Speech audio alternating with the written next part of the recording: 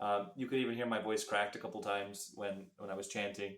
Uh, so I think that that's the important part. It's being here in the now, and you know, part of meditation is carrying things out. This concept of mantra meditation is uh, doing a mantra again and again and again in order to get our mind centered, to kind of get our mind in that space of um, a flow. It may, in some psychology circles, they may call it flow. So it's this concept that our mind functions in this one way without distractions, uh, and is able to keep that sustained focus, right? That is the core of yoga, right? It's the core um, of meditation, right? It's the core of the mind focusing in on the object, and in this case, the object changed, right? But I mean, the same core is still there. The sa ta na ma. So going through the chanting, going through the whispering, going through in the mind. So we're repeating it inside our minds, and then the whispering, and then the chanting again. That sort of pyramidal structure that was created by the researchers in Kirtan Kriya. This what we were doing. So I'd say give it a try. If this is something, if you have people in your life who are facing memory issues, I think it's worth giving it a couple weeks trial and seeing if anything changes for them. If not for the memory changes, do it for the possibility of kind of reactivating that parasympathetic tone, that rest in digest and not fearing the world kind of tone uh, in in our body, right? So that so-called vagal tone. I know there's debates. You really tone uh, a nerve. No, but I think that the term tone in this way is just to mean that we're able to recall that autonomic nervous system and kind of balance it out a little bit. Like even for dealing with the anxiety when someone has Alzheimer's or dementia, uh, this can be a important tool that could be used. So if you would like to adapt it, to your own purposes and be able to use it regularly, I highly encourage you to do so. Like I said from the beginning, if you watched my earlier channels, none of this information, from my perspective, is meant to be profited off of, except in the profit that I get from all of you learning something and maybe being able to apply it to your own lives. So my hope is that you're able to share this video with someone who might benefit, because I think it's very exciting. I think it kind of it brings together different aspects of medicine, right, and more importantly, healing. So by bringing together yoga therapy, with mainstream meditation, and then good old using our different senses, right, being able to sing like we did when we were kids, is an important aspect of you know uh, connection with others and connection with ourselves. So with that, I leave you with Danyavat and Nice Duke.